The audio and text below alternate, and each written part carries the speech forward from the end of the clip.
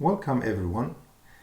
In this video I would like to introduce you to one of our research groups here at the University of Jordan, the Wireless Communication and Networks Research Group, which we sometimes call the Wireless Telecommunications and Networks Research Group. Our work primarily focuses on computer and telecommunications networks, that is, telecommunication systems and computer networks.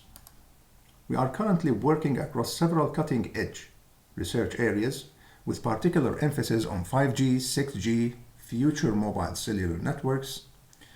For example, we are looking at areas like the Internet of Things, radio systems and networks, drone technologies, applications, sustainable networking solutions, and the like. These fields are moving at quite a pace, and we are determined to stay ahead of the curve through our published research that keeps pace with global developments. We regularly host research seminars and lectures here at the University of Jordan. For example, on 18th of April 2024, we held a rather interesting session on the future of computer communication networks, where we discussed emerging trends, current challenges, and all the technical jargon that goes with it. The talk covered everything from increasing data demands and new technologies to how regulatory bodies manage spectrum allocation. We also took people through the evolution of mobile networks, from those early 1G systems right through to the 6G systems, highlighting what makes each generation unique. For example, if we look at some of the 6G applications that were presented in this talk, can see here some of these applications. A good bit of our work is looking at what 6G might bring to the table. We are talking about potentially game-changing applications, like for example, brain-computer interfaces, self-driving vehicles, ultra-high definition video streaming, remote surgical procedures and healthcare monitoring, and also next-generation smart grids. If we look at some of the 5G features that we presented in that talk, for example, you can see here some of these features depicted in figure 4, use cases, latency and bandwidth requirements. Making the applications that I presented in the previous slide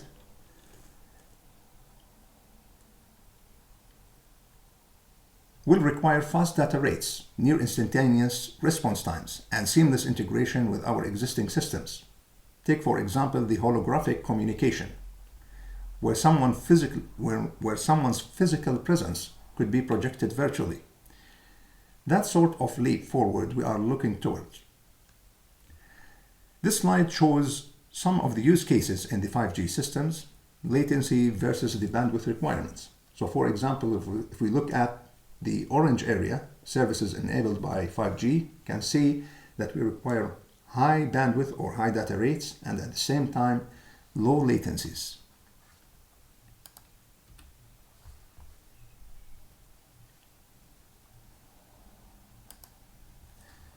We have published quite extensively in top-tier journals and conferences, balancing theoretical work with practical applications. A couple of examples on the theoretical side, for example, have developed in this paper a mathematical model to analyze how software-defined networks perform, backing up our findings with comprehensive simulations. We developed an analytical model for a software-defined vehicle network and compared that analytical model after we analyzed it with, we cross-validated actually with a simulation model. And we compared actually the results from the simulation model with the results from the analytical model. This type of work required international collaboration among several researchers and scientists across the globe.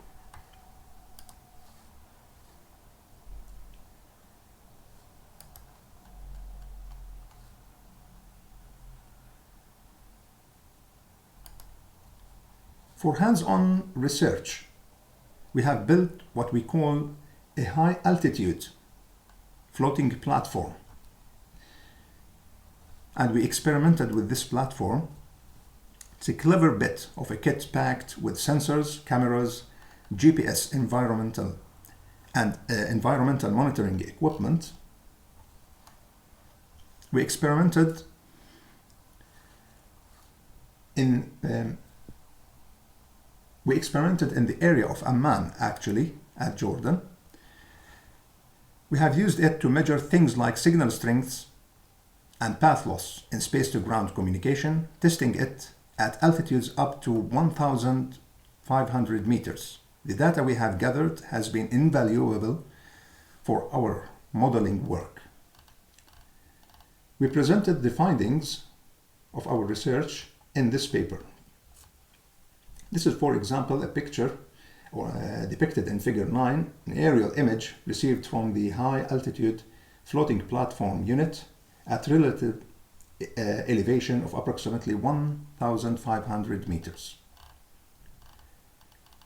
We used machine language algorithms to compare their performances, and we cross-validated that with data collected from simulation and also from practical tests from this high-altitude platform. We published other papers as well. We look, for example, this is a relatively recent paper that we also we published our practical results from comparing multiple machine language algorithms and predicting the channel performance.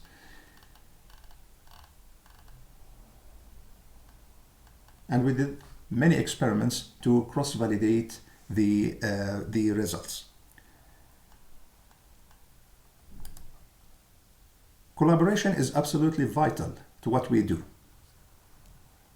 We are working with researchers from around the world, sharing expertise to tackle some of the trickiest challenges in wireless communication.